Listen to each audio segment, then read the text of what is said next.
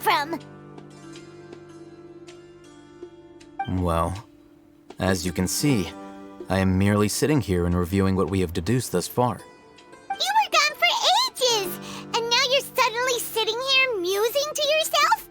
Where have you been anyway? Hey, what's with the silence? You never think things through before asking questions.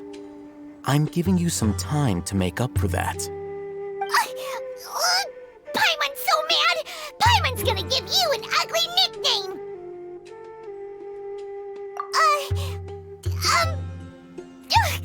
Never mind. Paimon's got nothing. There's just nothing super obvious to pick with this guy. It makes it so hard. Well, you've heard nothing to suggest I left this whole time, so clearly I stayed in the village to investigate. Anyway, you plan to leave Aru village and keep searching for the truth of this matter, yes?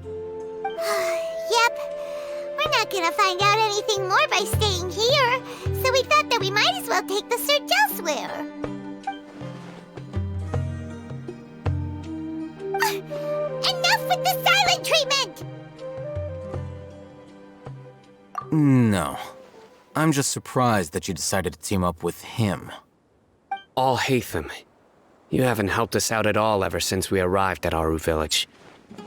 Bold of you to question our choices. Yeah, you're all talk. While you were investigating, I had my own work to do, which I've now finished. Really? Paimon doesn't believe you. To be honest, we aren't really a team, so I have no obligation to inform you of my whereabouts. Not to mention that going separate ways allowed me to find some important information that you all had missed. Huh? Right here in the village? Correct. What did you learn? I'm going to take you to someone. But before that, you need to understand where she's coming from. What does that mean? How do you think the residents of Aru village feel about what we're doing? In other words, do you truly believe every single word the villagers tell us? You mean some of them lied to us? Hiding the truth does not necessarily equate to lying. Again, these people have their reasons. Remember what Gandis said? Most people in Aru village don't necessarily care which deity is in charge of Sumeru. That's because whether the Scarlet King or the Dendro Archon has power is of little significance to them. By contrast, the perils of their daily lives are ever-present concerns. They won't simply share everything they know with you without good reason. That's why you believed there was no further information to be found in this village.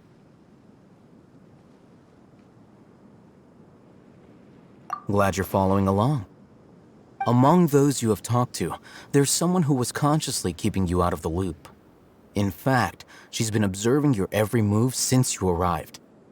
The reason being, to someone who only wants to live their life in peace, any external factors introduce unpredictability into the equation. Those eyes, those fierce eyes. You look like a real fighter. Don't change the subject. It's quite obvious that she's intimidated by Sino's authority and strength. Right. You were asking about the mad scholars. She corrected herself mid-sentence because she's aware that there are Scarlet King fanatics in the village. If she sounds too friendly towards the village keepers, she could easily make herself the radicals' next target. I think it's been a few days since I last saw them. I usually go to bed pretty early, so I'm not too familiar with what goes on at night. Remember? She made a point of denying her involvement in anything that occurs at night. But honestly, I feel quite sympathetic towards them. Even though they act a little strange, they've helped me in the past. If it weren't for them, my house would have collapsed long ago. After speaking to the village chief, it became clear that the village keepers had protected Aru village at night.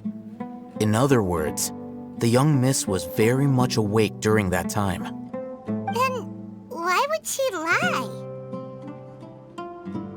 By getting involved with an outsider, she risks drawing unwanted attention to herself.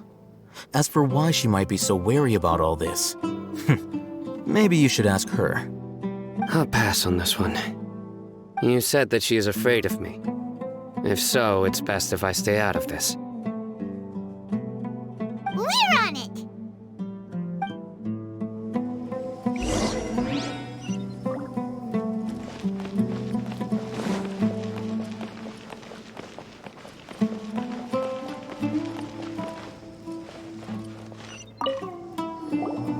Miss Shawnee, as we discussed earlier, I've brought someone with me.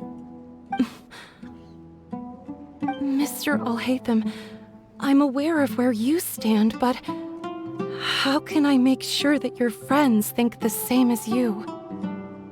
Huh? What do you mean? We need to clarify our stance or something? Go ahead and talk to her. You'll get the answers you want. Go on.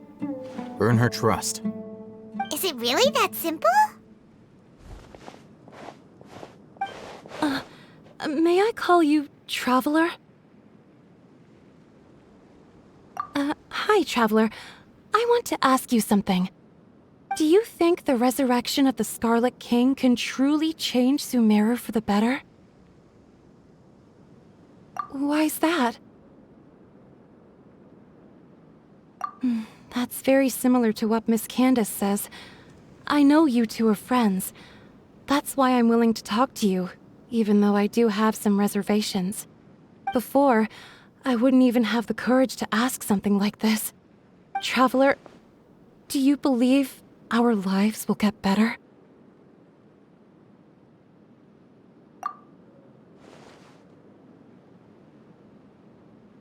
Yeah! We came here from another nation, so it isn't wrong of you to be weary. And we aren't really residents of any one nation. But even so, we've met lots of people from different places, and we've always fought for what we believed in. We have friends in Sumeru, and we want to help them. That's why we decided to stay here for a while.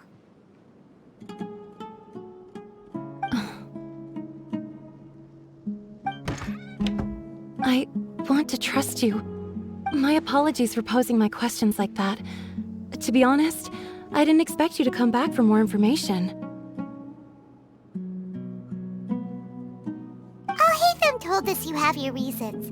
It's okay. We understand. The fact is that only one side of my family is desert folk. I don't really fit in anywhere in Sumeru. Some believe in the Dendro Archon, while others believe in the Scarlet King. I don't belong to either side, and neither side would want me. Speaking of which, the radicals mentioned that they despise traitors. Do they just think that anyone who's different from them is a traitor? Yeah. Some people can be so narrow-minded when it comes to bloodline and beliefs.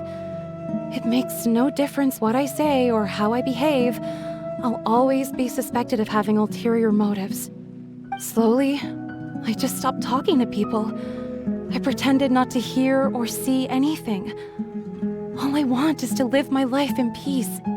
And then it happened. The village keepers who had helped me disappeared with no explanation, and I didn't dare breathe a word about it to anyone. Until now. You can tell them. I'm sure he'll keep your secret. All right. I'll tell you what I told Alhaitham.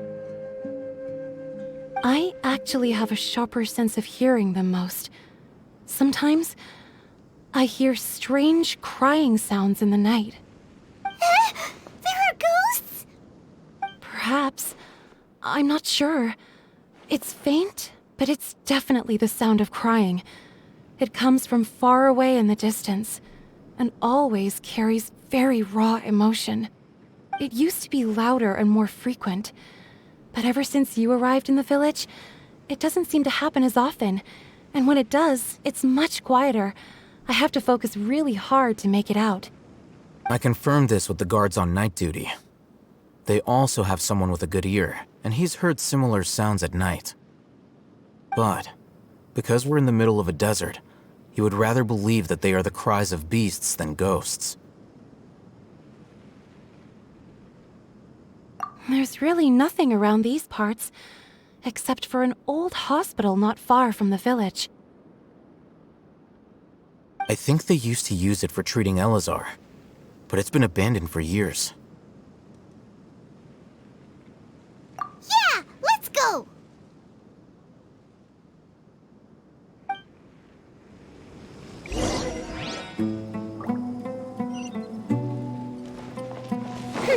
Oh, is this the place?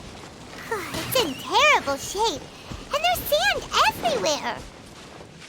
Empty and forgotten. An ideal place to hide people.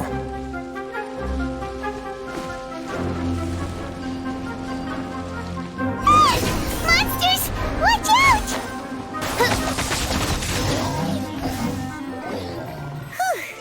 They were easier to deal with than Paimon had expected. Super strong bandits? Or monsters taller than buildings dropping out of the sky? Or, something like that. He looks super serious. We gotta stay on our A game too. This is the one.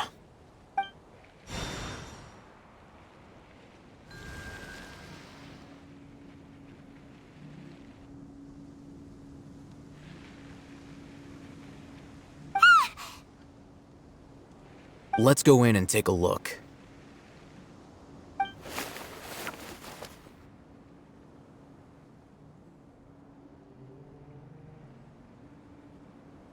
Hey, Hatham, we haven't found squat. Are you sure we aren't wasting our time here? Patience. Shawnee says she only hears the crying at night. We have time to burn. Until then, I'm taking a break.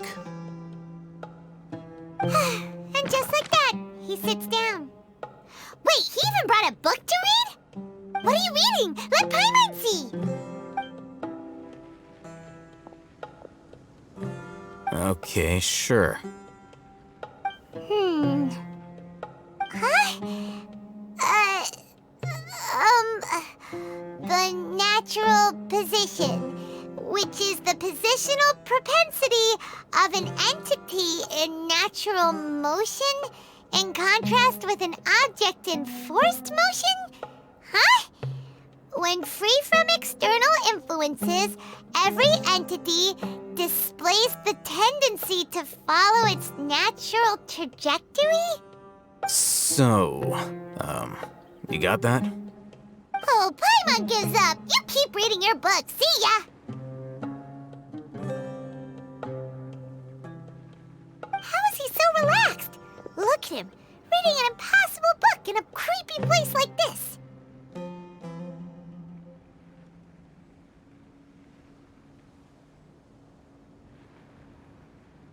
Hey! Paimon's your Teyvat travel guide. Paimon knows plenty of useful stuff already. And anyway, it's not Paimon's fault that the books people read in Sumeru are so complicated.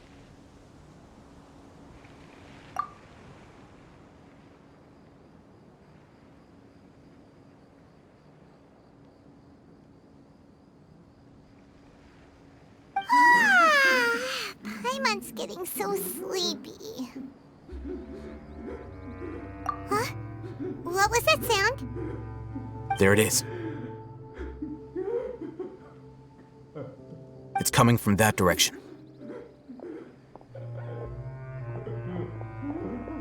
Is the sound coming from here? Huh. Paimon's not seeing anything.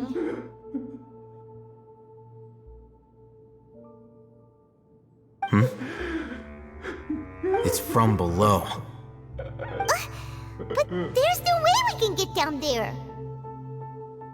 Something is off about the interior here.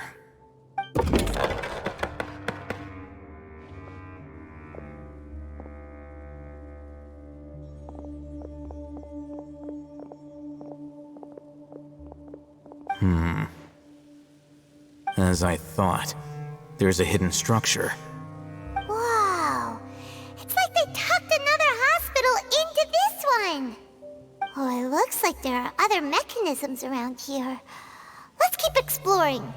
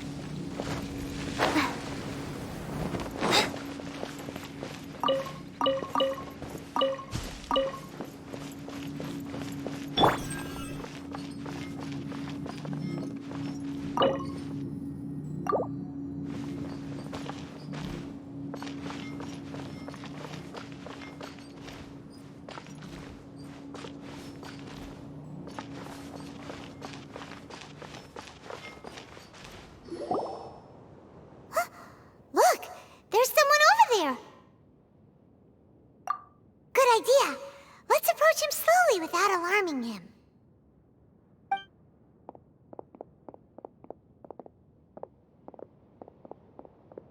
Wait.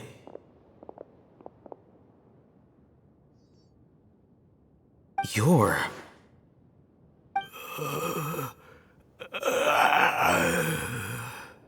He can't speak, and his eyes are unfocused.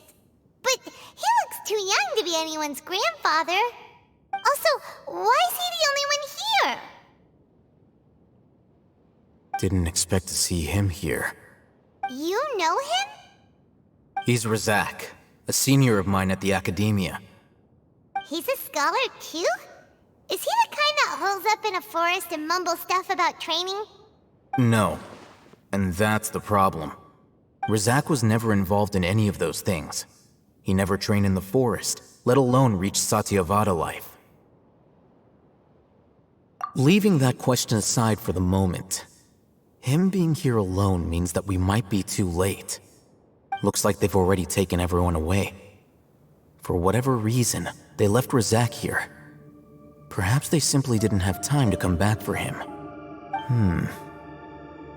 There are drag marks on the ground. They're clearer by the doorway. Someone was forcefully drawing a cart that was loaded with something heavy. Loaded with people? That is one possibility. It looks like they were in a hurry, as if they were afraid of being caught. In their haste, they failed to notice Razak hiding in a corner. The symptoms are identical. Looks like we found living proof. Huh? Why do you say that? Allow me to jog your memory. Recall your time at Port Ormos. Don't you think his symptoms look familiar?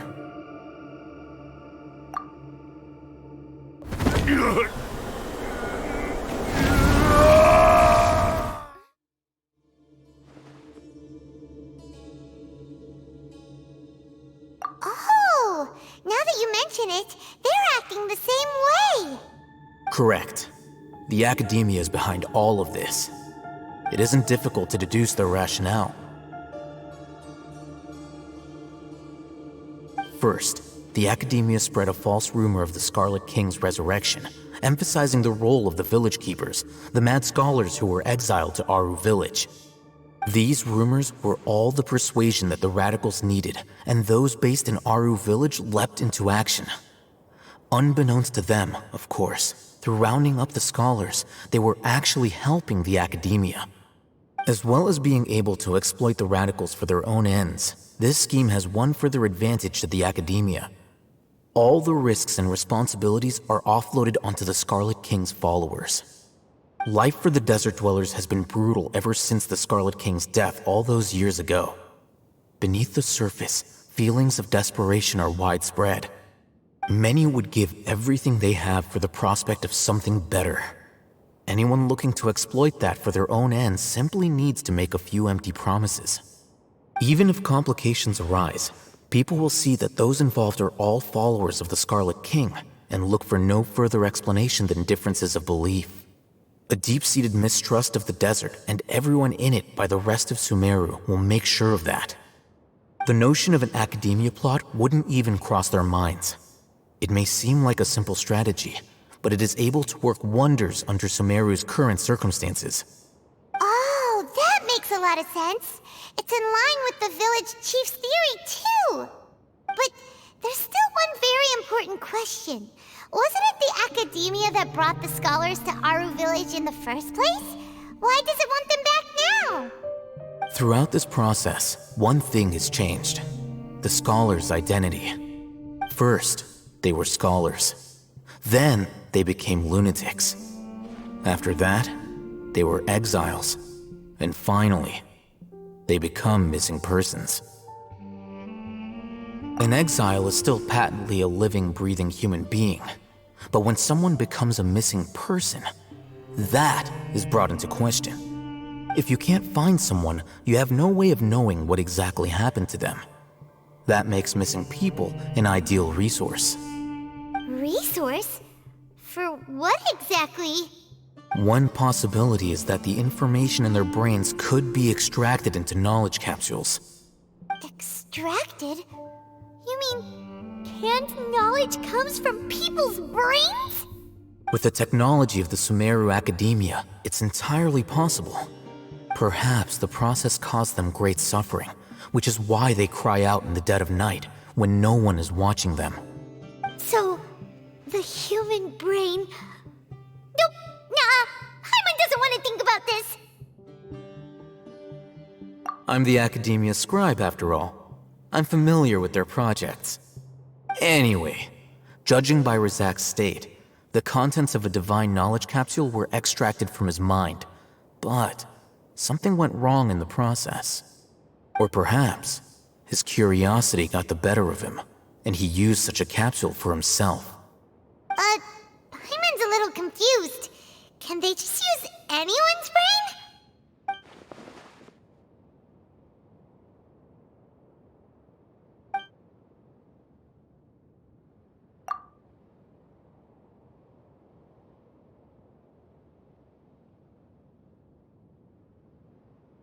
The look on your face tells me you've realized the answer.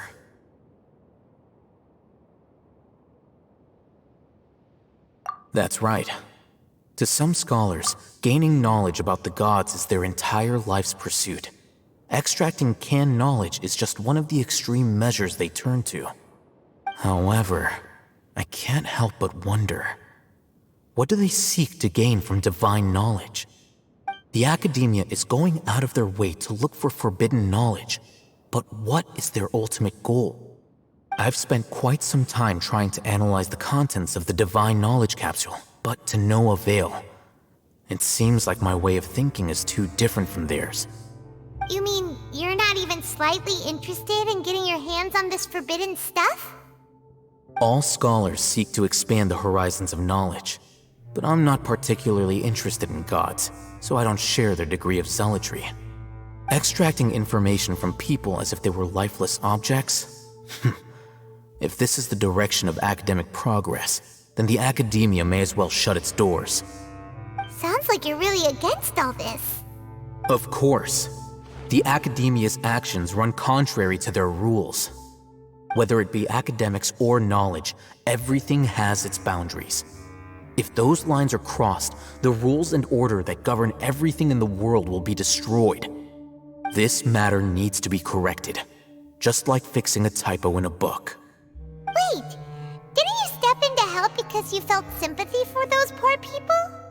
Not to be callous, but no. My criteria are a little more restrictive than that. There is no shortage of suffering in Sumeru, and the same can be said for the rest of Teyvat as well. What do you plan to do about that? Save every last person? Probably not. Paimon's not sure. You can say that. Simply put, I don't blindly place my faith into strength or heroism. I do what I want. The Divine Knowledge Capsule is something I want to investigate in full. That doesn't mean I'm willing to take action for the sake of a few strangers.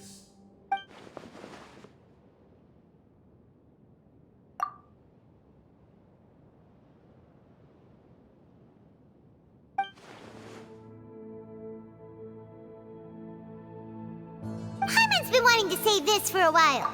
There are a lot of bad guys in the academia, but you're not one of them. You're their weirdo. You're probably right. Though I must say, I quite enjoy this feeling of being the odd one out. Uniqueness is also an asset, is it not? Wow, that's a great way to think about it. Paimon's really impressed. If only Miss Shani had a similar mindset, her life would definitely be a lot easier. I'm just a more likable person than her in general. There's nothing more to it than that.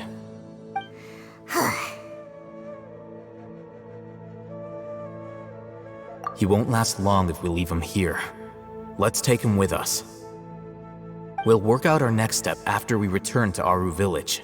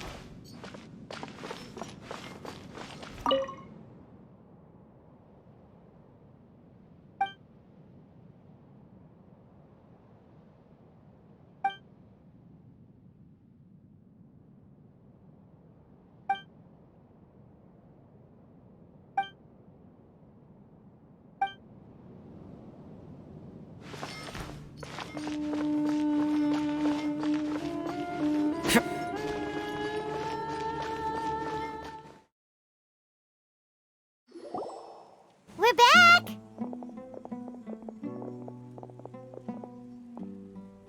You must be tired. You should rest and take some water.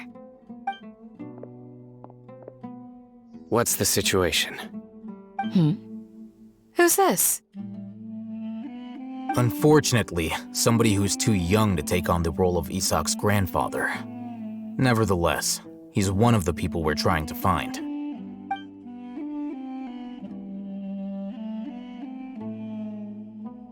So, at one point in time, the abandoned Elazar Hospital served as the Academia's site for extracting divine cant knowledge. Yep, pretty much. Their plan must have been implemented at some point before we arrived at Aru Village, since divine cant knowledge has been in circulation for a while now. Yet, they fled once we were headed to the village, almost as if they knew we were on their trail.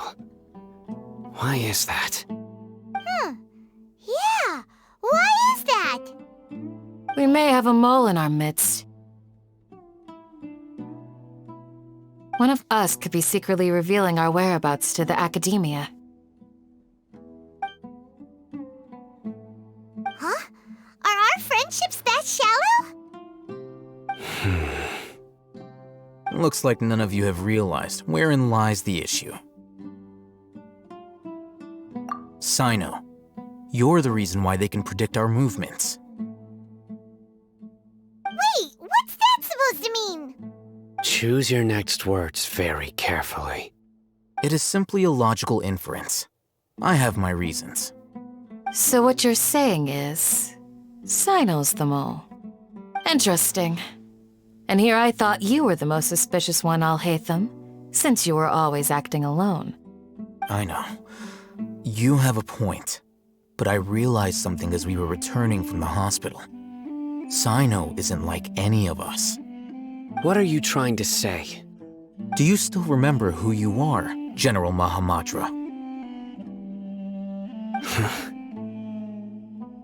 As a Matra, you are no doubt privy to certain kinds of information. Before you can take action against someone, you are required to have all the facts available, including the less than savory details.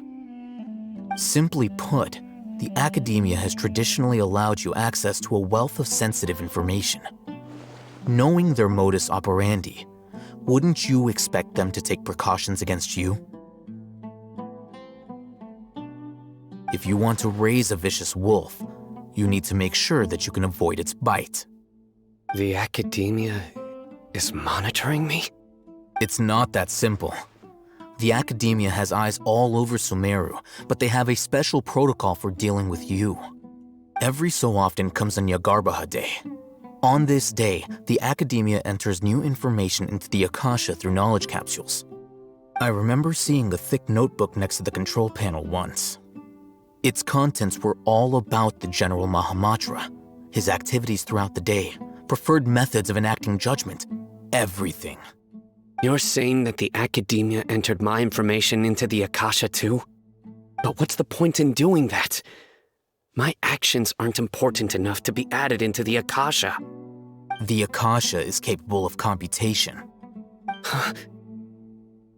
The Akasha's algorithms are entirely capable of predicting your movements using the data entered.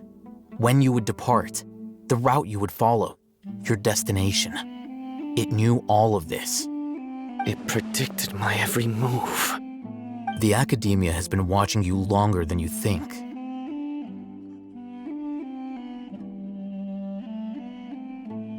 So that's how it is. Sino adheres to his principles so strongly that he's actually a thorn in their side. Tenacity of will and steadfast faith are worthless to the academia. They need scholars who are easily pliable and mindlessly go after anything they can profit from. Sino, don't take it to heart. This just proves how much of a trustworthy ally you are.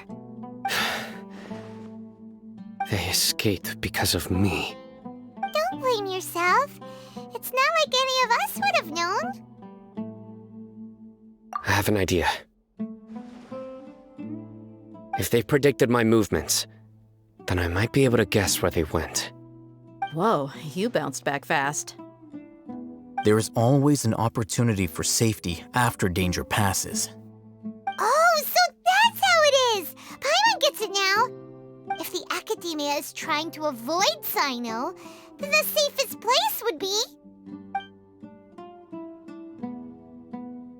Yep, that's right! They'll want to proceed in the direction opposite of where I'm going.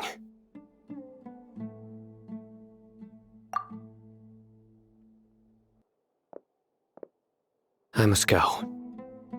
There's also something I want to investigate. Let's go, guys! After him! Please, wait! I want to go too! You want to go too? If so, you have to promise you'll stay safe. I want to find Grandpa. I promise I'll be careful and not cause any trouble. Everyone, I leave him in your hands. Yay! Let's go! Remember to pack some food with you!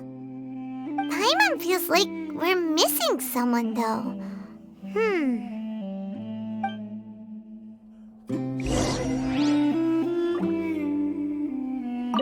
I'll be awaiting your good news.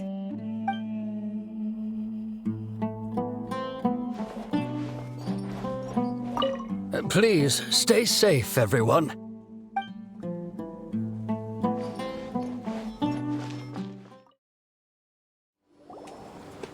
So, where do we go from here?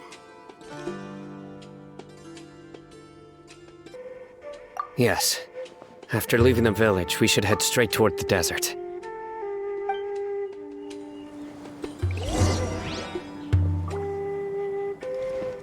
I know the desert like the back of my hand. Is that because you play here a lot?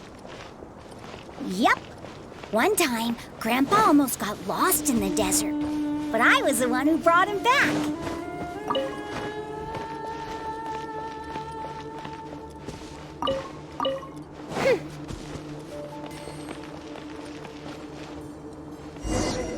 There's something here.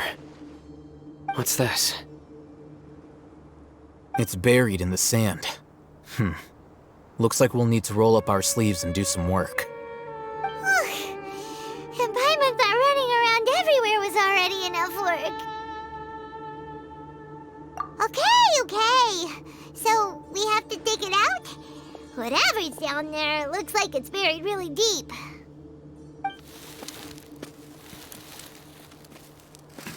These are likely fragments of an academia-developed device, something akin to a headset. Looks like there were more than one village keeper. They must have been escorted this way because there are device fragments scattered around here. Let's split up and search the area. Chances are that we'll find other things nearby.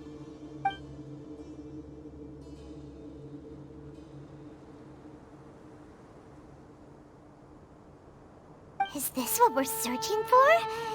It looks kind of scary. This is definitely a device used to extract divine knowledge. How did it end up buried in the sand?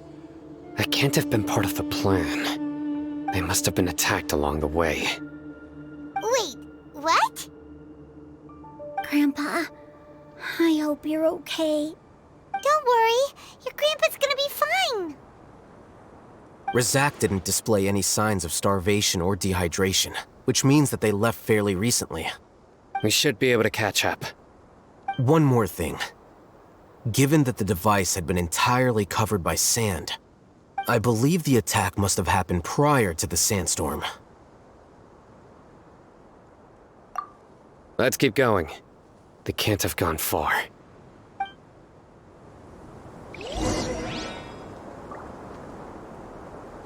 Ugh, but running on sand is so tiring. But you're flying, aren't you, Paimon? Is flying over sand tiring too? Ugh, of course it is.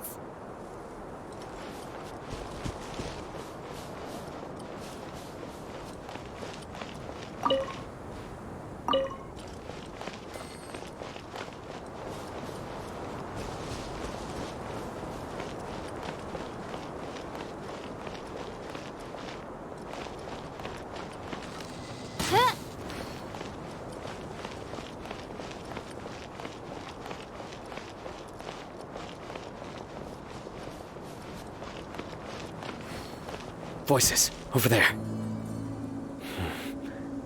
It sounds like an argument. Whoa, you have really good ears. Don't get any closer. They'll notice us. Dia's talking with the Eremites? Very interesting. Let's listen in. If you had informed me sooner, there'd be plenty of room for us to... You're one of us. We would never lie. Scholars. You don't know as much as I do. Need me to... I knew it. That's our Dia. Dia? Why would you? Dia!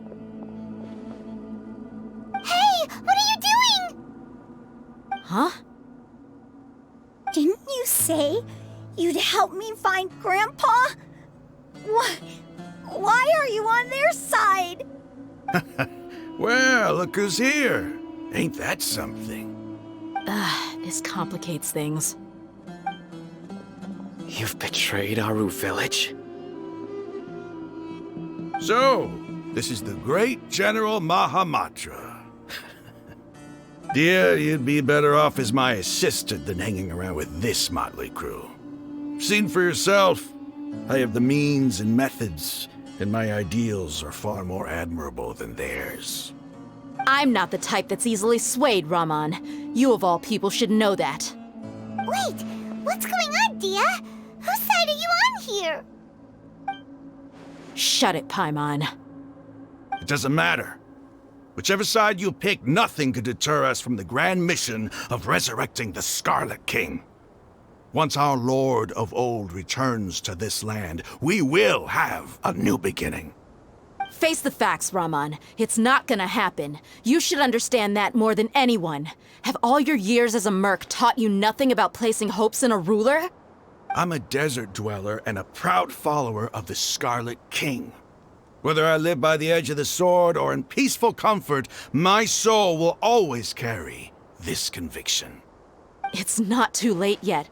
The village mad scholars aren't gonna bring the Scarlet King back to life. You don't understand, my dear lady. Pursuing our faith is our purpose in life. Even if the chance of success is 1 in a million, we must be willing to give everything we have. Even if it'll expose you to the academia? Even if they end up disbanding the Eremites? Your Eremites, which you've worked so hard for all these years? Yes. We've waited a long time for this day to come. The sun and the moon no longer shine here. All you see now is cracks in this desiccated land. But fate has finally dealt me a hand to play against the academia. With these scholars in our custody, we'll stomp the academia's forces and fight our way beyond the wall of Samiel. Ridiculous. Think about it. The academia controls the entirety of Sumeru. Your powers are negligible in comparison. If you still don't believe me, then try asking these 2 men. They're also against the academia, but neither of them are as arrogant as you are. They look more like pawns of the academia to me. Why would I listen to anything the people of Greater Lord Rukkhadevada have to say? Filthy traitors. Your god abandoned all honor and betrayed the Scarlet King. We desert dwellers will never trust the likes of you. It's impossible to communicate with someone so hostile. Perhaps we should. Do you really believe that by kidnapping the scholars, you'll be able to negotiate with the academia? These people have no value as bargaining chips, but I could be persuaded to take their place as your next hostage. These scholars were exiled from the academia. I, on the other hand, am their current scribe, and will be a much greater asset to you. Wait, you can't be serious. So, you want to trade places with the hostages, do you? Precisely. Any wise person would gladly accept my offer. What are you thinking? What if they decide to kill you instead? Well, that would be bad luck for me. However, I'd get the chance to observe the scholars, perhaps even find out the truth. Think you can talk me over with that confident look of yours? I'm not trying to persuade you. I'm using this as a means of joining forces against the academia. You are the scribe. What do you have against the academia? Not all desert dwellers believe in the Scarlet King, and the same applies to the academia. Why must all knowledge seekers approve of the academia's way of doing things? You academia scum. Every last one of you is nothing but a hypocrite, just like everyone else on the other side of that wall. I've made myself clear enough. I won't listen to another word from the Dendro Archon's people. Not so fast. I'll hate them. Do you stand by everything you just said? I never make empty promises. You know you're making a dangerous decision, right? I do. Good. Raman, hear me out. These people are my friends. Maybe you can't take the followers of the Dendro Archon at their word, but what about me? Do you trust me? We've known each other for years. Of course I do. In that case, I'm willing to vouch for their honesty with my right arm. Come on, Raman, don't be a coward. If you're serious about taking on the Academia, you need to steel yourself. You can't be afraid. An arm from the Flame Mane. You've piqued my interest. But what if you refuse to oblige? What should I do then?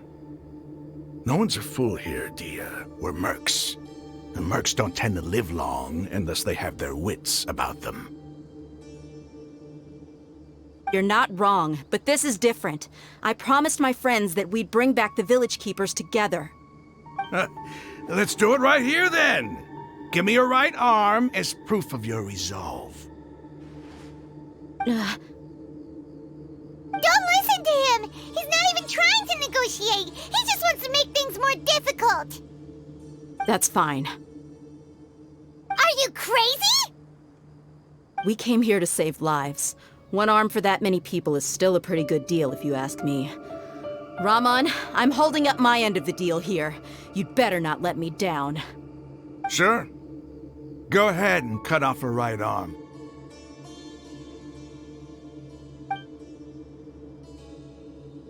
No! Dia! What are you gonna do? Think of something! You don't have to go this far. That's not for you to decide. Do it! Dia! Run!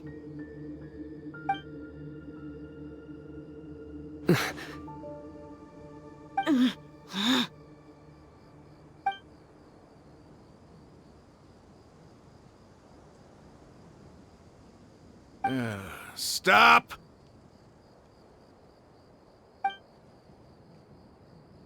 What's wrong? Can't do it? Flame Mane, you and I are both desert folk.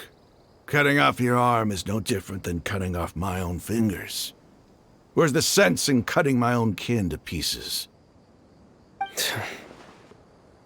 You've shown me that you're serious. Go on now, take your friends and leave. Meet me in the desert at noon tomorrow.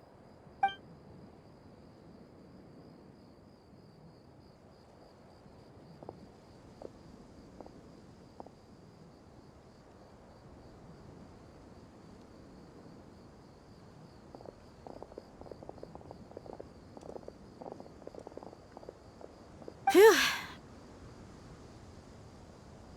I was really counting on him not going through with it. Dia!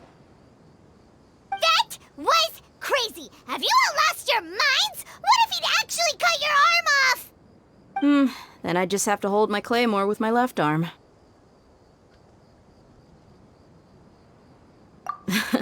Okay, I'm sorry. But sometimes when you're out on a limb, you gotta double down to seal the deal, you know? Don't ever make a promise like that again. I can deal with the likes of them. If it came down to it, you would not lose to them either. I don't doubt it, Sino. But this is about more than me and them. There's a lot more where they came from. Even if we got rid of one bunch of radicals, there are others out there. Wiping them out would do more harm than good. As you wish. I'm sorry, Dia. I should have stayed put and listened. I should have trusted you. It's okay. I promised you I'd help find your grandpa, so I'll do whatever it takes. Whatever it takes? You just might be scholar material. Huh? Are you serious? The Eremites once said that I was a lunatic. Perhaps a little madness is essential to be successful in research. Why does it feel like he's using his praise for me as an excuse to brag about himself?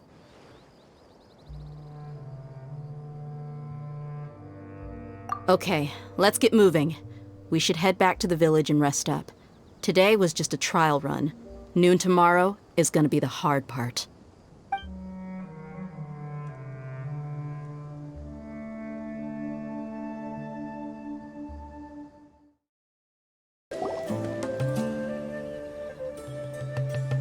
You're all here so early. Looks like we have everyone here. Isak, are you sure you want to come with us? I'll watch from a safe distance. Dia, I want to be there to bring Grandpa home. Okay, let's go then.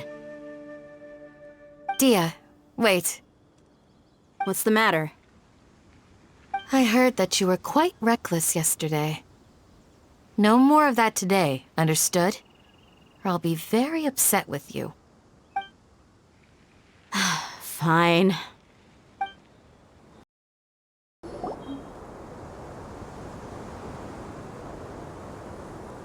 Huh. They got here before us. Uh-oh. Is it because Paimon overslept by 5 minutes and held everyone up? Is everything ready? Absolutely.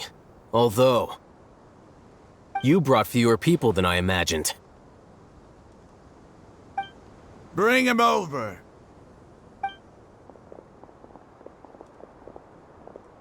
Grandpa! Why is there only one of them? Rahman, I've always thought of you as a man of his word. What's this about? It's a one-for-one exchange.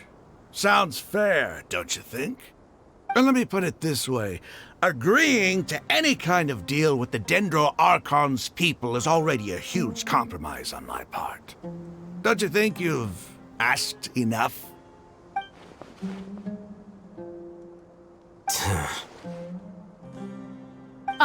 You stay right there!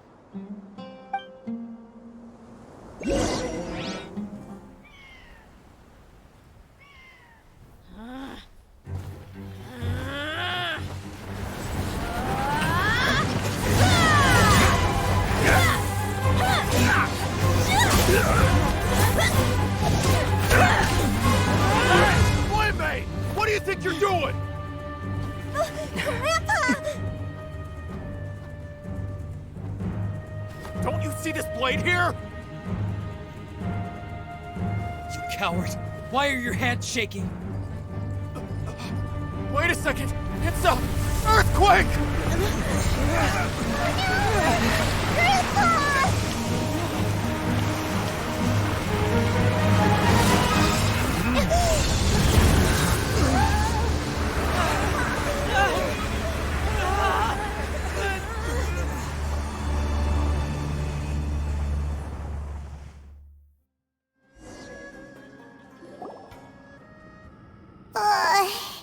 Paimon's dizzy.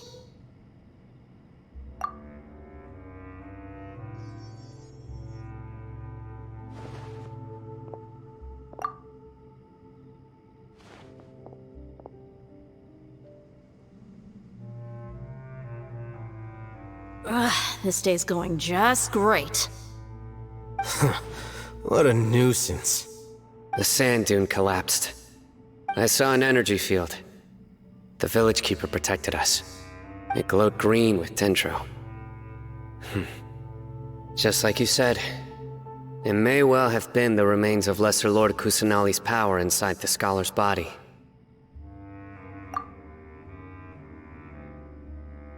The dendro archon. The present one. Grandpa? Grandpa? Oh no, he's getting confused again. Hey, look around you. Did there used to be a temple here?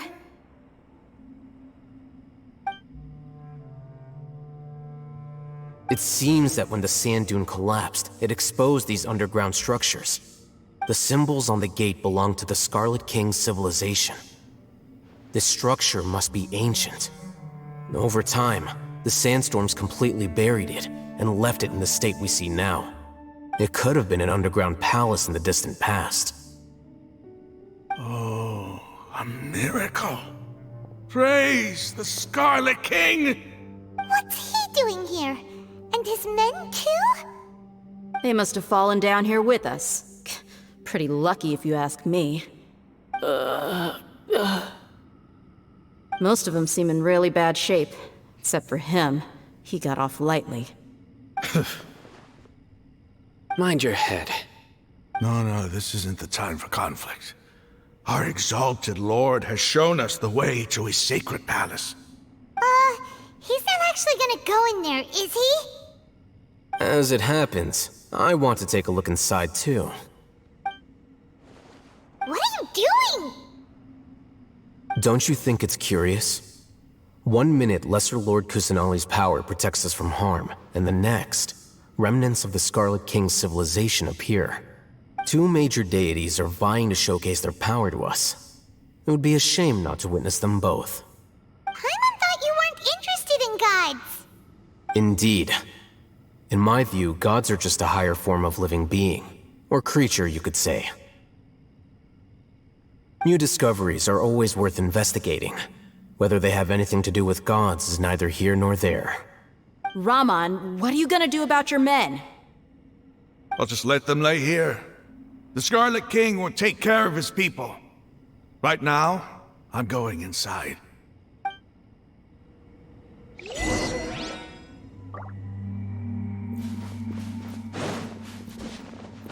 Grandpa? Grandpa? Oh no, he's getting confused again.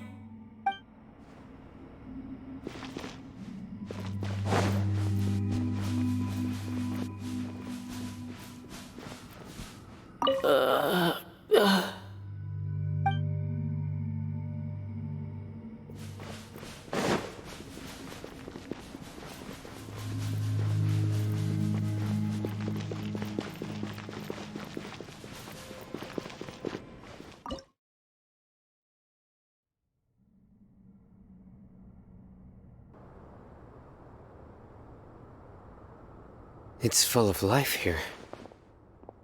This defies comprehension. It looked completely desolate from the outside. Yet, it flows with energy inside.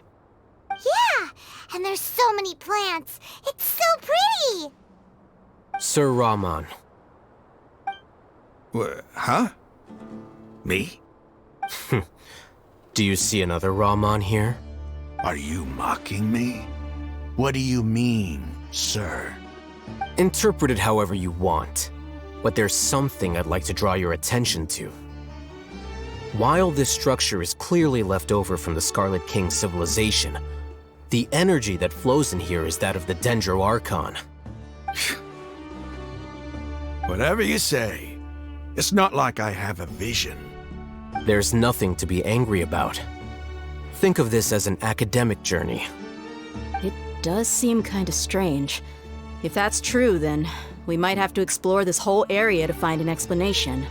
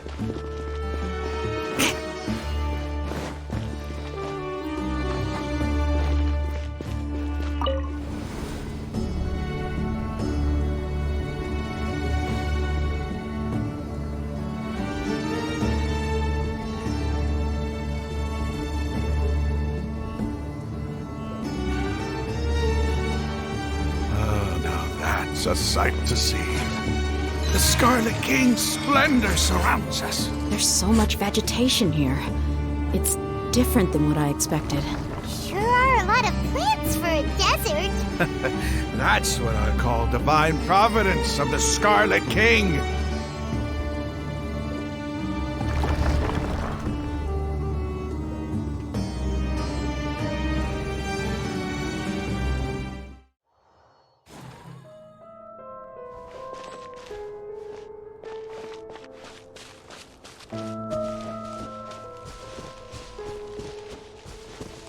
It's getting brighter! Oh, it looks so beautiful!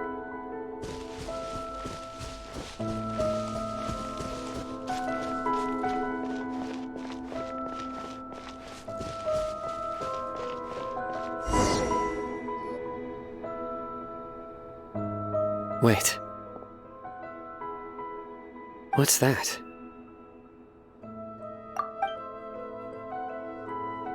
A load of flowers, and it looks like there's something among them.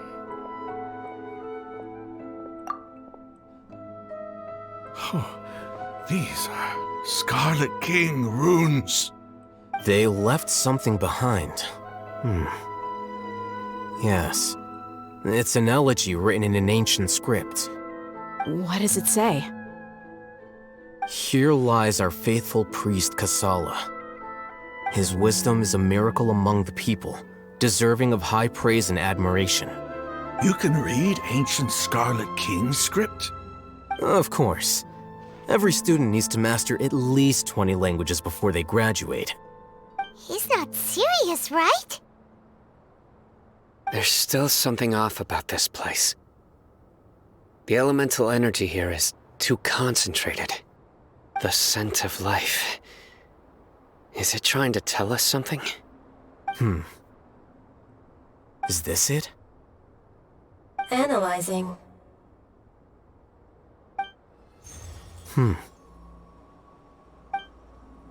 There seems to be a hidden message among these skeletal remains. Excellent. There's a device from the Scarlet King's civilization in this gravesite. I'll transmit the information over and project it for everyone to see. Isn't sharing knowledge against the Academia's rules? Yes. However, under the circumstances, I'd prefer you to see this for yourself. You'll understand after watching it.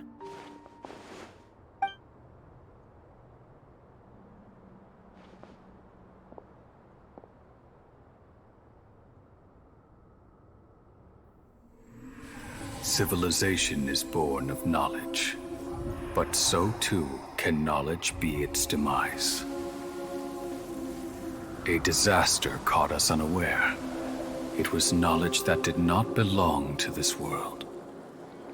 The Scarlet King brought this forbidden knowledge into our world, and it quickly spread like a plague. People's minds were filled with crazed whispers. Dark gray scales spread across their bodies. Even the land was stripped of its vigor. Only a desperate, deathly silence remained. Were it not for Greater Lord Rukkhadevata from the forests, the damage would have been irreversible. She summoned the priests to build temples and infused into them the divine power of life. The disaster was miraculously tempered, and the embers of our civilization were preserved in Aru village. Alas, the miracle could not last. As long as forbidden knowledge continued to exist, it would forever blight this world. In the end, the proud king of the desert, my eternal lord, chose to sacrifice himself. I have spent my whole life since guarding one of these many temples. But now, my duty is coming to an end. As I close my eyes for the final time, the sight of that noble deity will appear in my vision once more. In helping the Scarlet King to eradicate forbidden knowledge, she exhausted her strength, and her form became that of a small child. How strange.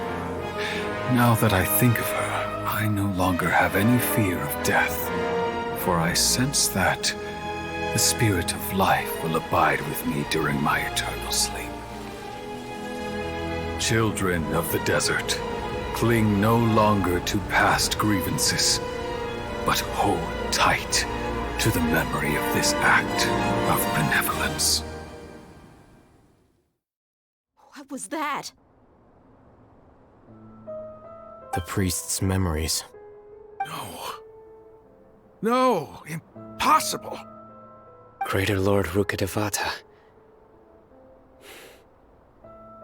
So the former Dendro Archon and the Scarlet King were never enemies at all. But this doesn't make any sense. The Dendro Archon's followers, they're clearly... Was that the former Dendro Archon? She became so tiny in the end.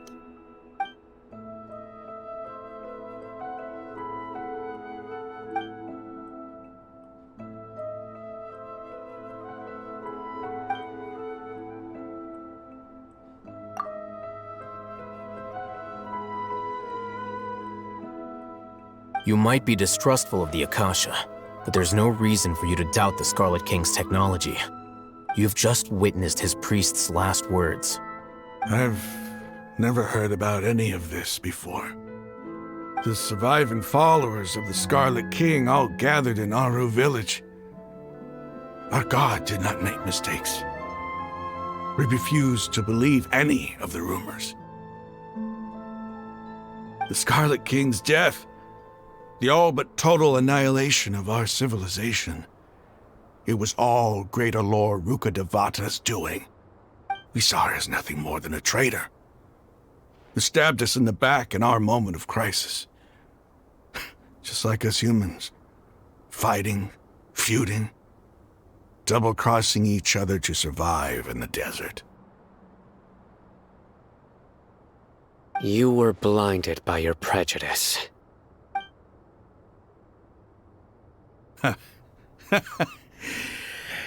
If I hadn't seen this for myself, if I hadn't witnessed his last words with my own eyes, ears, and heart, how could I ever begin to accept this? The truth is so far from what I've always known.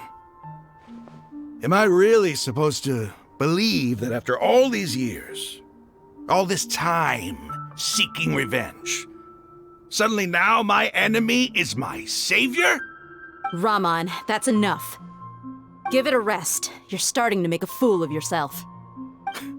Dia, tell me, my Aramites and I, what are we even fighting for?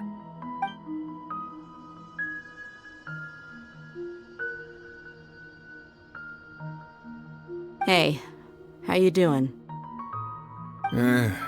I'll live. Thanks. I should probably go. Can't just stay here forever. What's your next move gonna be? Oh, I know what you're going to ask. I feel deeply ashamed of everything I've done. You'll get everything you're asking for. But please, give me some time. After everything that's happened here today, somehow I need to explain it to the others. It's not gonna be easy. Well, I guess that's for me to deal with. Dia, this is where our camp's located. Make a note of it. When would be a good time for us to go? Tomorrow, I'll convince everyone that we're all on the same side. And I'll return every last one of your your village keepers. We'll share our other resources with you too.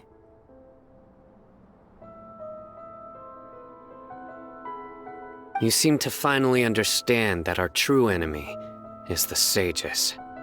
Yes. The gods never gave up on anyone. It's the people responsible for all this that need to face the consequences of their actions. That must have been rough, but he seems to have figured things out now. Ramon's no fool. Being the leader of your own faction in the desert is no easy feat. It's too bad he was held back by his belief in the Scarlet King. But now that that's changed, I guess we have a few more people on our side. The outcome, at least, is favorable. We should get going too. Let's head back, have a proper meal, and a nice, long sleep. We'll need all our energy tomorrow.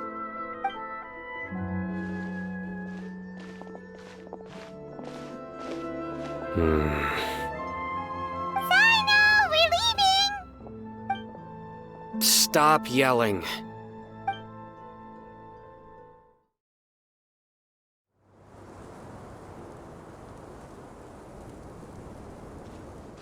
Ramon, we're here. Everything's been arranged. Someone will bring the village keepers back to Aru village shortly. I guess all I can say now is, thanks for agreeing to help. Don't mention it. I think we can both agree you went to hell and back for it. But we share a common cause now. From here on out, we're allies. Where are the perpetrators? I'll bring you to them. Follow me.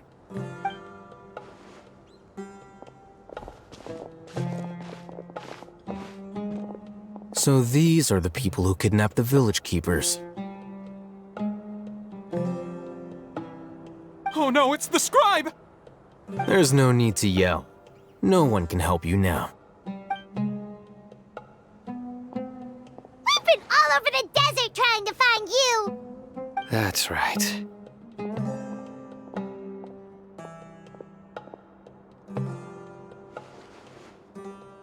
General Mahamatra? No, no! Make it quick, please! Swift and painless! Whoa. The moment they set eyes on Sino, they turned pale like they've seen a ghost! You should have known that I would be coming for you. Wait, we were just following orders! You know what I'm talking about, right? There's no way we could have done all this by ourselves! No, not Sino! He's gonna tear us limb from limb! I could do worse. Please have mercy! Start talking. Otherwise, I'll have to resort to other methods. So, your superiors have kept you quite busy recently. Why? What are they trying to accomplish? They wanted to extract canned knowledge. Don't play dumb. You know what I'm really asking. They extract divine canned knowledge. Then what? I really don't know how to explain it. Well, you better start talking or you'll be sorry! You don't want to make things any more difficult for yourself, do ya? Be my guest.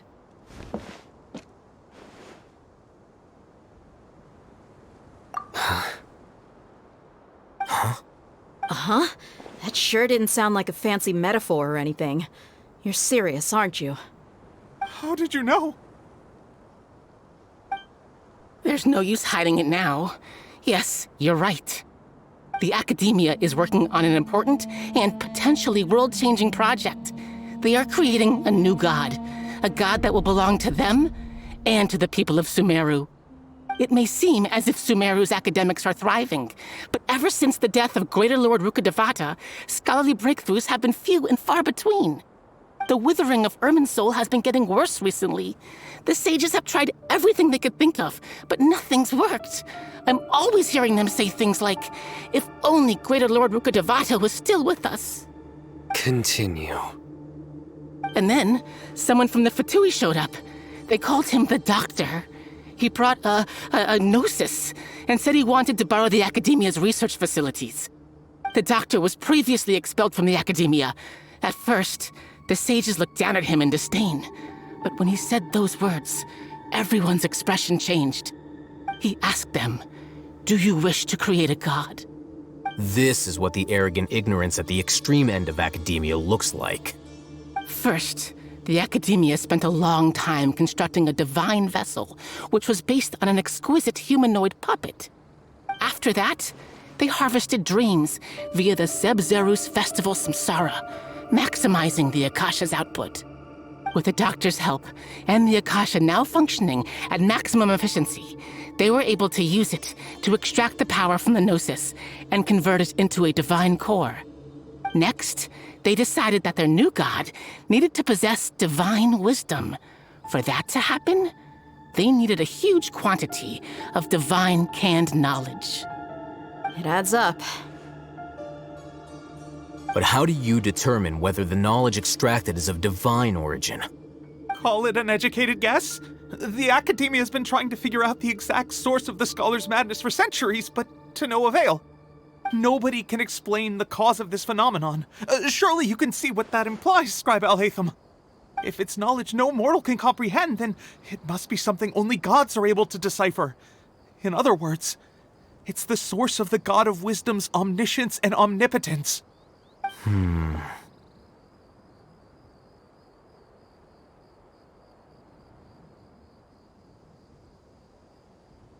You must have noticed by now. The Academia doesn't care about who their god is. It's the ability to exercise control over knowledge and wisdom that matters.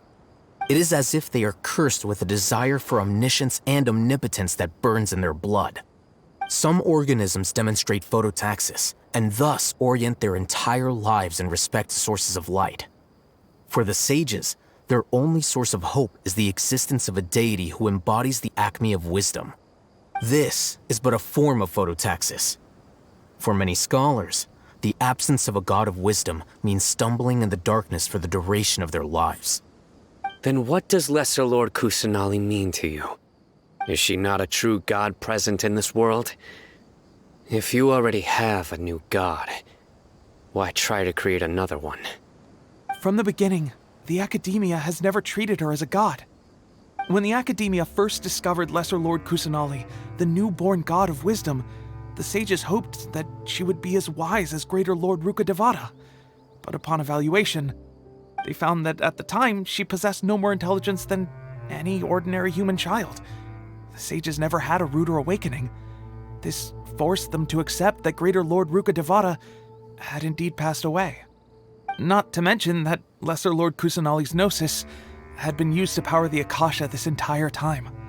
By herself, she has neither an Archon's raw power, nor the spectacular insight expected of a god of wisdom. Slowly but surely, people began to forget about her existence. So, this is the path the sages have chosen.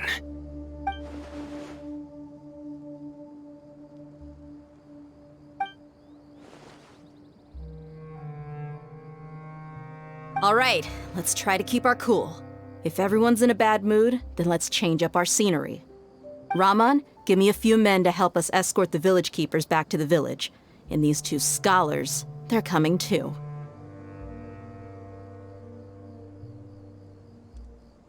Sure, as you wish. The village keepers you found have all been returned to their homes, and each one has a dedicated caregiver to look after them. The two new scholars are being kept under close supervision, too. Really great work, everyone. The atmosphere is so heavy.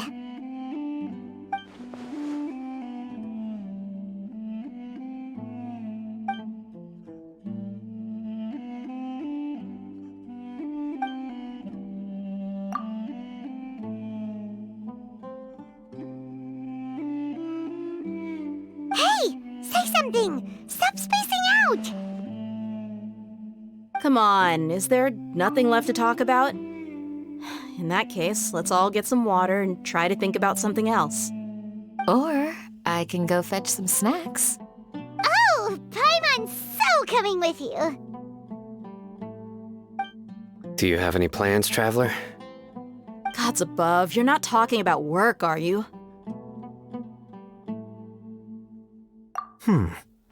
So you were still withholding some information?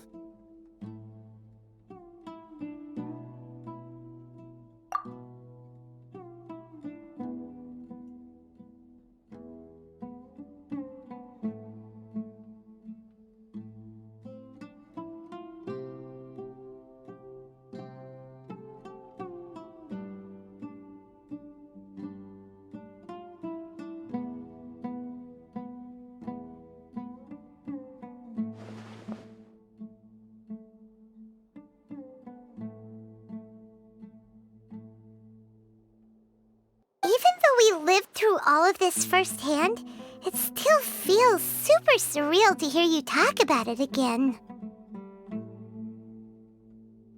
What a whirlwind of a story.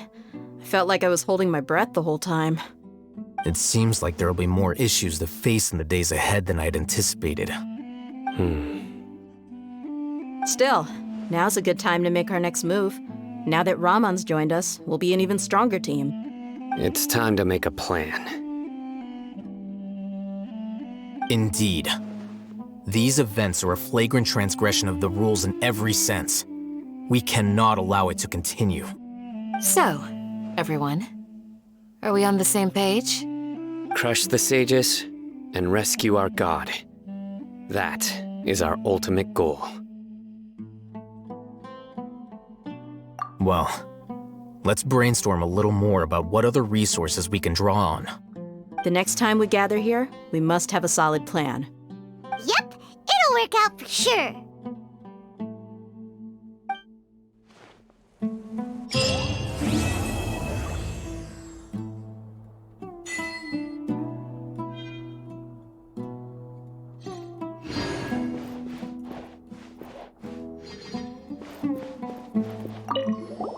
Don't rush. This is a big undertaking, and the planning and preparation for what lies ahead will no doubt take some time. Take it slowly. We need to make sure the plan is as effective as possible. He's starting to read his book again. Hey, are you even listening? Would you like me to lend you something to read? No way! Your books aren't quite to Paimon's tastes. I was joking. I know my books are far too difficult for you, and I have no intention of lending them out. Ugh, you're so annoying!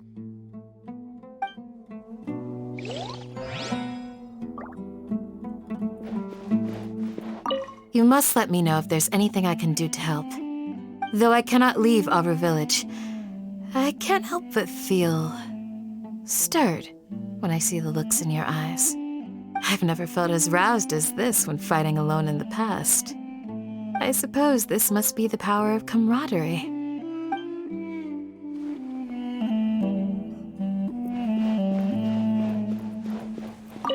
The past few days have been some of the most challenging work I've ever taken on, and none of it'll earn me a single mora. I can't believe it. Look on the bright side, Dia.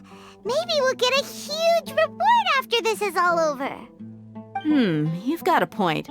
Hey, what would you do if you woke up tomorrow with more money than you could ever spend? Paimon would buy boatloads of tasty snacks. That's it? And maybe some tasty drinks as well? How adorable. Well, here's to all our indulgent fantasies. If there's a chance they can come true, I'll give it my best shot. And here's hoping that everything we do from now on will change this world for the better. By the way, do you still remember? In the past, I never imagined that even the gods could suffer from hardship. If we can find a way to change all of this, will this nation become a better place?